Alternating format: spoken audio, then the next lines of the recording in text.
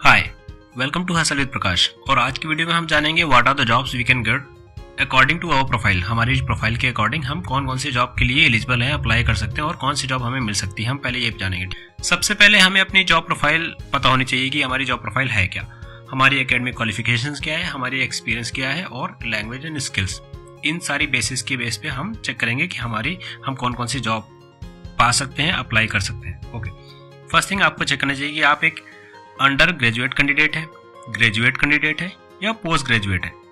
ये तीनों आपकी एकेडमिक क्वालिफिकेशन हुई। इसके साथ में हम चेक करेंगे कि आर वी फ्रेशर और एक्सपीरियंस्ड। एक्सपीरियंस यानी कि आपके पास में सर्टिफिकेट होना चाहिए 6 मंथ, 1 ईयर और 2, 3, 5 XYZ जो भी अमाउंट है वो आपके पास में एक्सपीरियंस का सर्टिफिकेट होना चाहिए।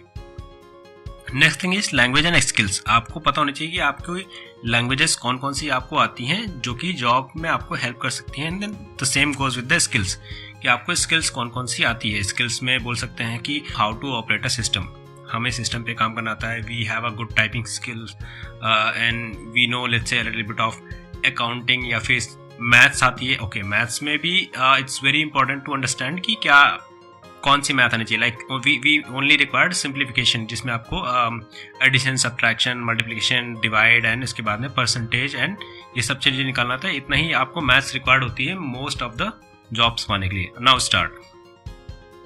अभी पॉइंट ये कि हमारी प्रोफाइल, हमारी एकेडमिक क्वालिफिकेशन है अंडर ग्रेजुएट की, हमने 10th और 12th किया, उसके साथ में हम फ्रेशर हैं। तो ठीक है, मार्केट में जॉब्स बहुत है बट यस पे out is very less.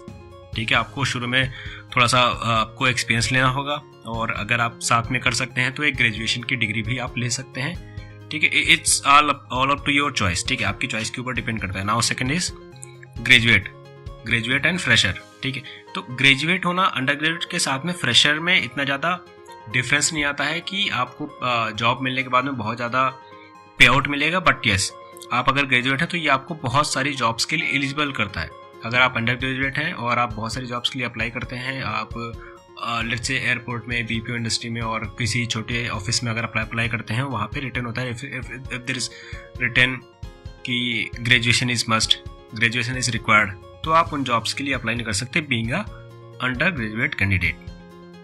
But yes, अगर आपने ग्रेजुएशन कर रखी है, BA, BSc, BCom, BCA, BTech और XYZ कुछ भी आपने अगर ग्रेजुएशन में कर रखा है, बहुत सारी लैंग्वेज आपने अगर कर रखा है 3 years ऑफ कोर्स, तो वो आप शो कर सकते हैं और आप जॉब के लिए अप्लाई कर सकते हैं। सिलेक्शन और रिजेक्ट होना that is a different thing, but still आप अप्लाई नहीं कर पा रहे तो दैट इज ऑलरेडी रिजेक्शन। आप ऑलरेडी रिजेक्टेड हो, आप अप्लाई नहीं कर पा रहे हो जॉब के लिए। ठीक है, there is a job but still you can not apply. Now next thing is post graduate and are you a fresher और एक्सपीरियंस।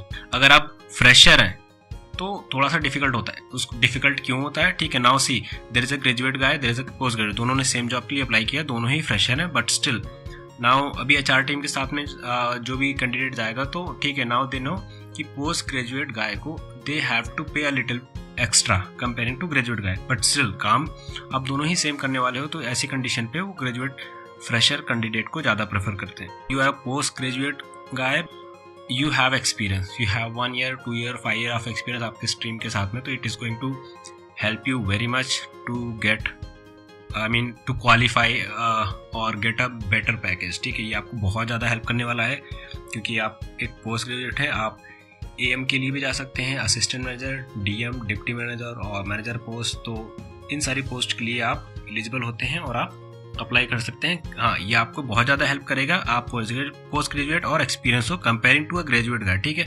कंपनीज ऐसा प्रेफर करती हैं। उसके बाद में बहुत ज़्यादा डिपेंड करता है आपका इंटरव्यू कैसा गया है। ठीक है, आप इंटरव्यू में बैठे, आपका इंटरव्यू जा रहा है, फिर उसके बाद में बहुत ज़्यादा सिलेक्शन आपका डिपेंड करता है कि आपने इंटरव्यू में परफॉर्म कैसे किया, उसके बारे में बाद में बात करेंगे। ठीक है, नाउ अभी आपको पता है आपकी एकेडमिक क्वालिफिकेशन और एक्सपीरियंस क्या है, फ्रेशर और experience. Next thing is language.